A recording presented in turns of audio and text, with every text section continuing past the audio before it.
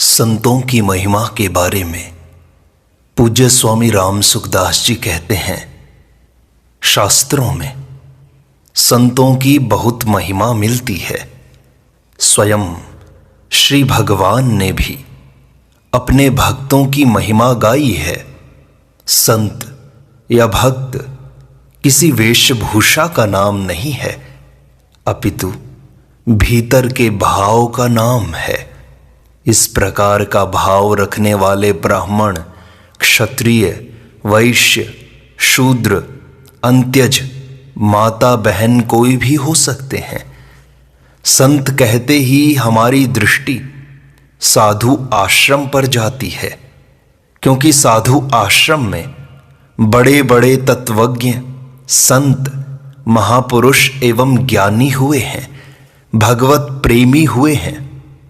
परंतु गृहस्थों में भी कम नहीं हुए हैं। बहनों में भी मीराबाई आदि बड़ी बड़ी संत हुई हैं, जिनके स्मरण मात्र से अंतःकरण शुद्ध हो जाता है।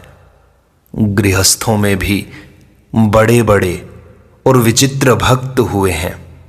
इतना ही नहीं, साधारण से साधारण, पापी से पापी, दुराचारी से दुराचारी तथा मूर्ख से भी मूर्ख व्यक्ति उस तत्व को जानकर संत महात्मा बन सकता है।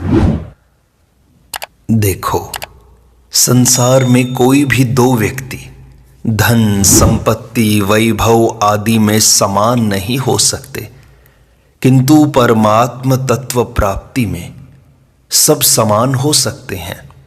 जो तत्व वशिष्ठ, नारद एवं सनकादि को प्राप्त हुआ है, वही आज भी प्राप्त होता है, क्योंकि वह सत्य तत्व एक है। वहां पहुंचने पर सब एक हो जाते हैं। हाँ, साधन में फर्क हो सकता है। जितने भी साधन भेद होते हैं, वे सब न पहुंचने वाले व्यक्तियों के लिए होते हैं। पहुंचे हुए महात्माओं की वास्तविक स्थिति में फर्क नहीं होता। साधनाओं की भिन्नता के कारण मार्गों की भिन्नता वहां भी रहती है, किंतु लक्ष्य तक पहुंचने पर सब एक ही तत्व को प्राप्त हो जाते हैं। गीता में दो निष्ठाएं बताई हैं, ज्ञान योग और कर्म योग।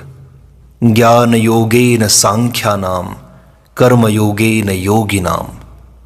श्रीमद् भागवत में मनुष्य के कल्याण के लिए योगास्त्रयो मया प्रोक्ता नृणाम श्रेयो विधिस्तया। ज्ञान योग, भक्ति योग और कर्म योग, ये तीन योग बताए हैं। ऐसे ही द्वैत, अद्वैत, विशिष्टाद्वैत, शुद्धाद्वैत, अद्वैताद्वैत आदि अनेक अवान्तर मार्ग शास्त्रों में बतलाए हैं। ये अनेक भेद साधन की दृष्टि से हैं, पर साध्य तत्व की प्राप्ति होने पर ये भेद नहीं रहते। जो साध्य तत्व तक पहुंच जाए और मार्गों की दृष्टि से भी ठीक ठीक विवेचन कर दें, ऐसे संत बहुत कम मिलते हैं। अब हैं या नहीं यह पता नहीं, भगवान ही जाने। खोज करने और ढूंढने पर भी ऐसे महात्मा बहुत कम देखने में आए हैं, जो वास्तव में पहुंचे हुए हैं और किसी संप्रदाय अथवा मत का कोई आग्रह भी नहीं रखते। सब कुछ जाने हुए, समझे हुए, सुलझे हुए महात्मा संत बहुत ही कम देखने में आए हैं। हम इतिहास, भागवत आदि ग्रंथों को देखते हैं तो उनमें संतों, राजर्षियों, बड़े बड़े त्यागियों, तपस्वियों तथा प्रेमियों का वर्णन मिलता है। उनमें भी ठीक ठीक तत्व तक पहुंचने वाले बहुत कम ही मिलते हैं। फिर आजकल की तो बात ही क्या है, लोग भजन, ध्यान आदि को फालतू समझने लगे हैं। जो वास्तव में मनुष्य जीवन की सफलता है, उस तत्व प्राप्ति को समझते नहीं। इतना ही नहीं, समझना चाहते भी नहीं, इसकी उपेक्षा करते हैं। वे कहते हैं काम और भोग के सिवाय कुछ है ही नहीं, खाना कमाना और भोगना, बस इतना ही सब कुछ है। उनके मत में और कुछ है ही नहीं, वे इसी में उलझे रहते हैं। अब उनसे क्या कहा जाए सज्जनों, वे तो पशुओं से भी नीचे हैं। सज्जनों, थोड़ा ध्यान दें, संतों को पहचानने में वे ही समर्थ हैं जो सच्चे हृदय से इस अध्यात्म मार्ग पर चलते हैं।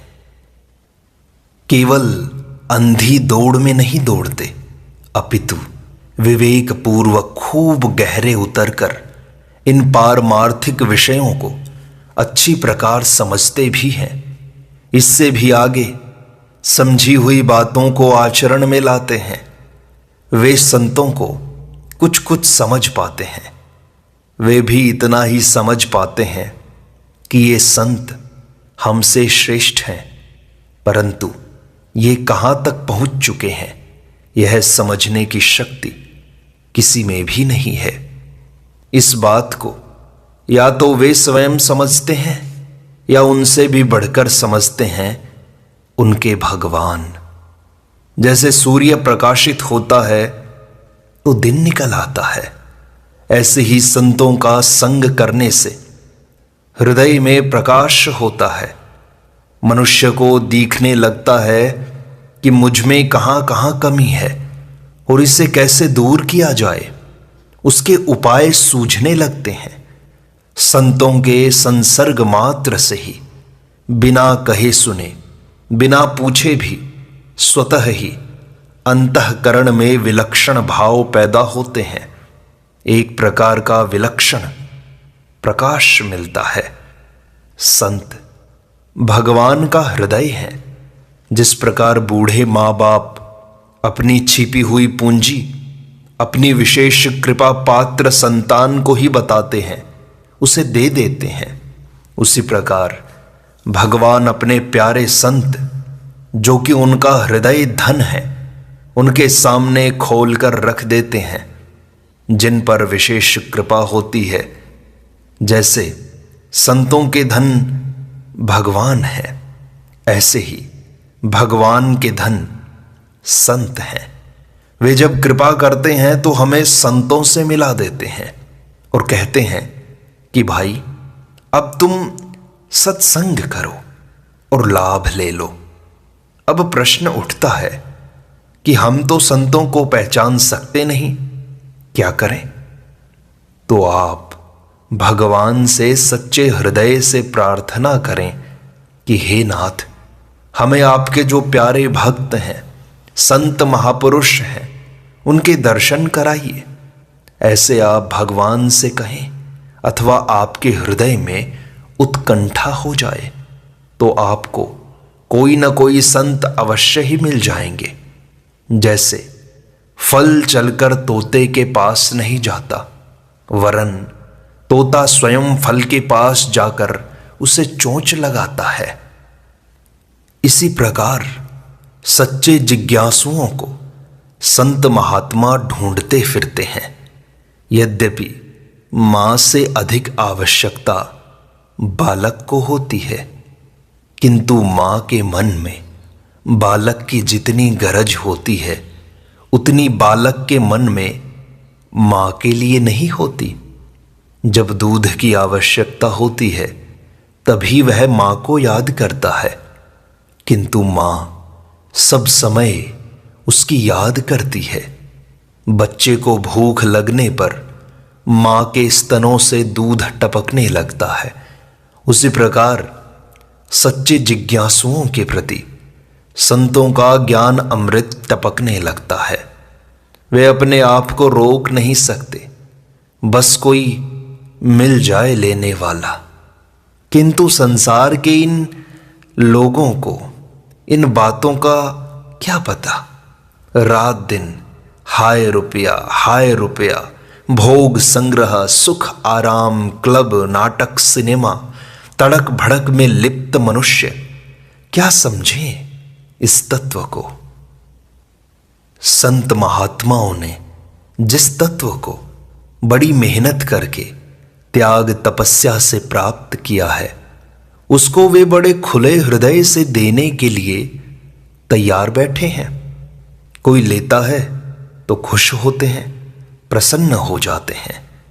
ठीक उसी प्रकार जिस प्रकार दुकानदार का जितना अधिक माल बिकता है, वह उतना ही अधिक खुश होता है।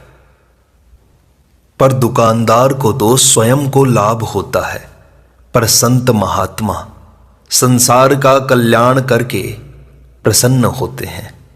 बिना कोई स्वार्थ हित करने वाले संसार में दो ही हैं, श्री भगवान और संत महात्मा।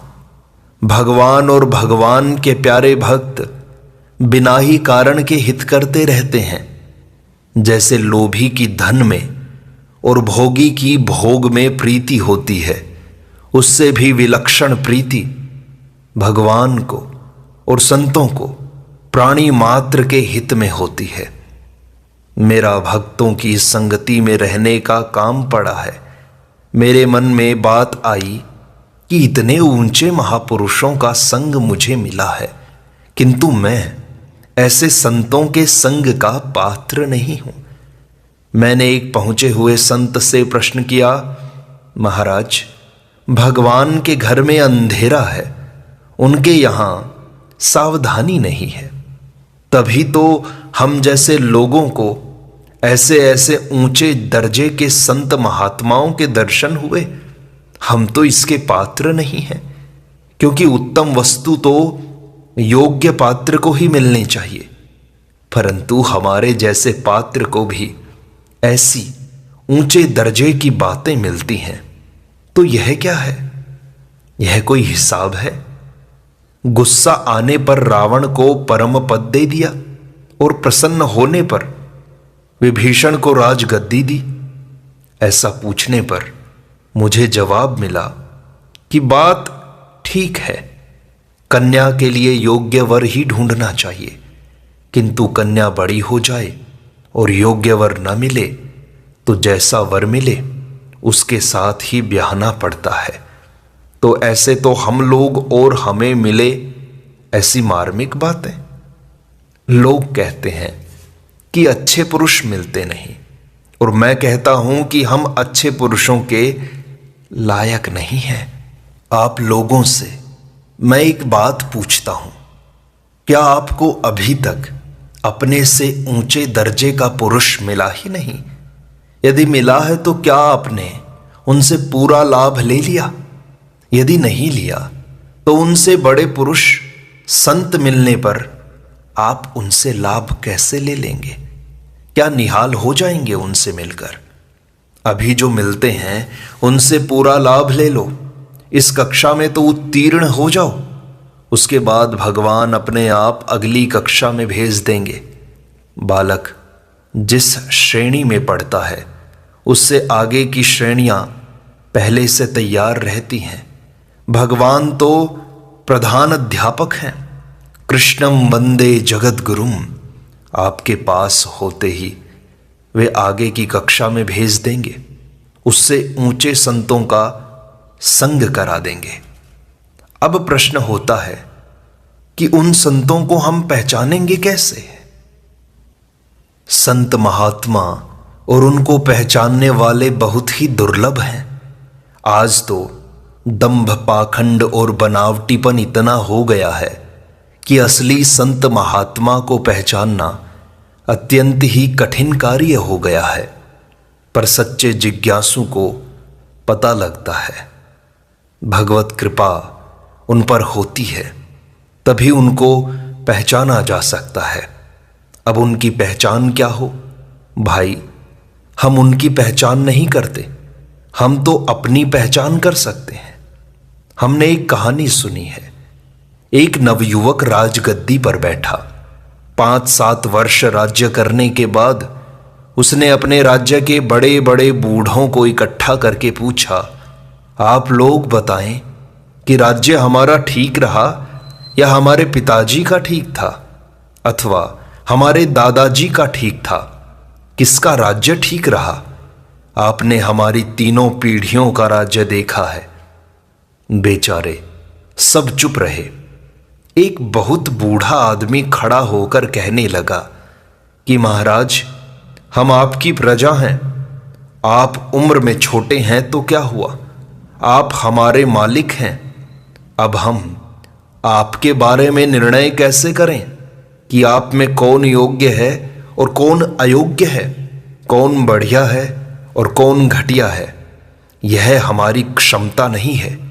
मेरी बात पूछें तो मैं अपनी बात तो कह सकता हूं, पर आपकी परीक्षा नहीं कर सकता।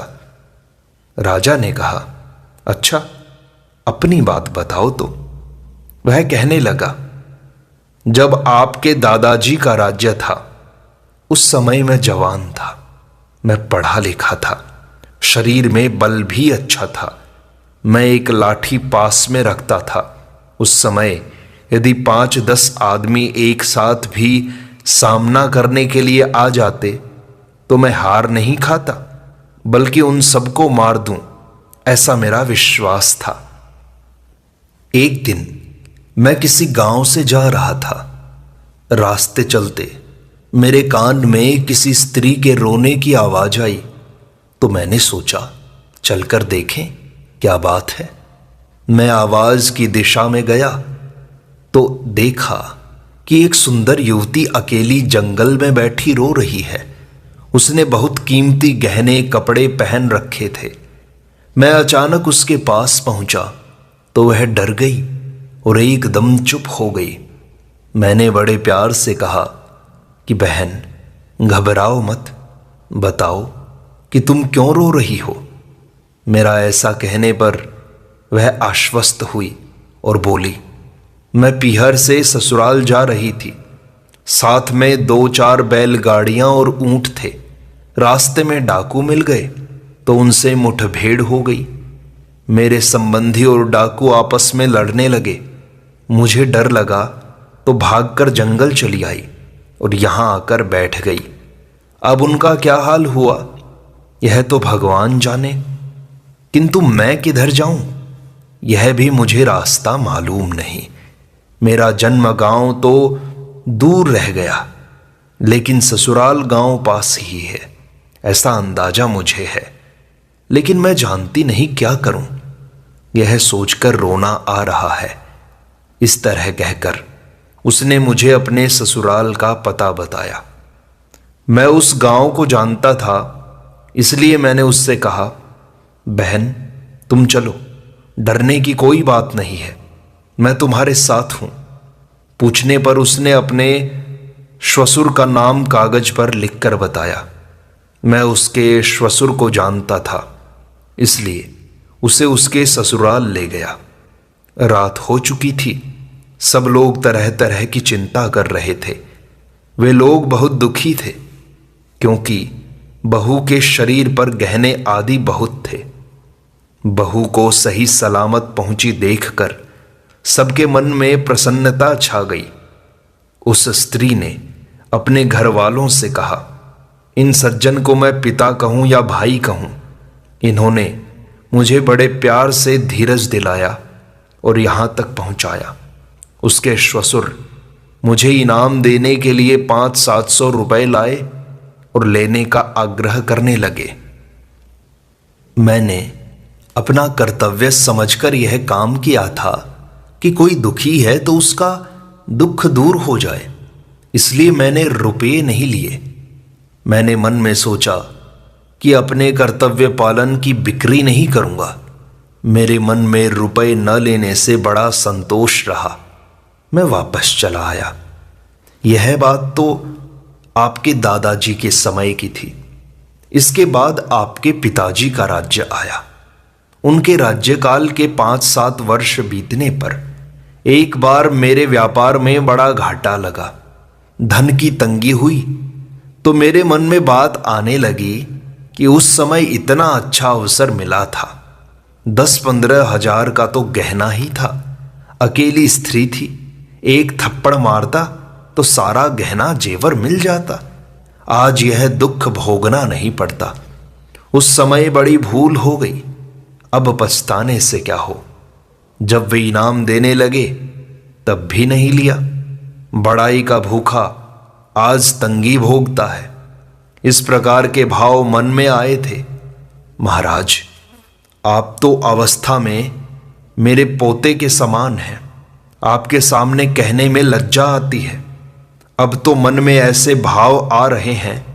उस समय उस स्त्री को समझा बुझा या धमकाकर अपनी स्त्री बना लेता तो आज वह मेरी सेवा करती और धन भी मिल जाता, परंतु अब तो बात हाथ से निकल गई। पछताने से क्या लाभ। इस तरह महाराज, हम तो अपने मन के विचार बता सकते हैं। आप राजाओं का निर्णय कौन करे? आपका निर्णय करने की ताकत हम में कहाँ। राजा समझ गया कि बुढ़ा बड़ा बुद्धिमान है। यथा राजा तथा प्रजा, यह बात भी कह दी और हमें रुष्ट भी नहीं किया।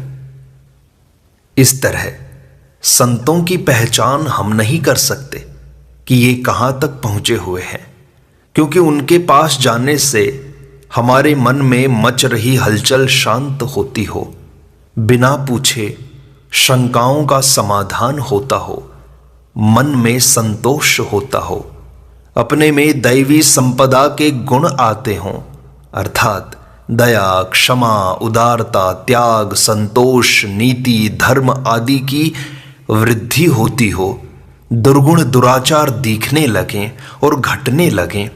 जिन महापुरुषों के संग अथवा दर्शनों से ऐसी विलक्षणताएं आती हों तो हम अंदाज लगा सकते हैं, परंतु संतों की पहचान हम क्या कहें। हमको क्या पता कि वे कैसे हैं। इसके अलावा हम गरीब हों अथवा धनी हों, जिनके मन में हमारी कोई गरज नहीं दिखती, हम धनी हों तो कुछ ज़्यादा आदर करें और गरीब हैं तो निरादर करें।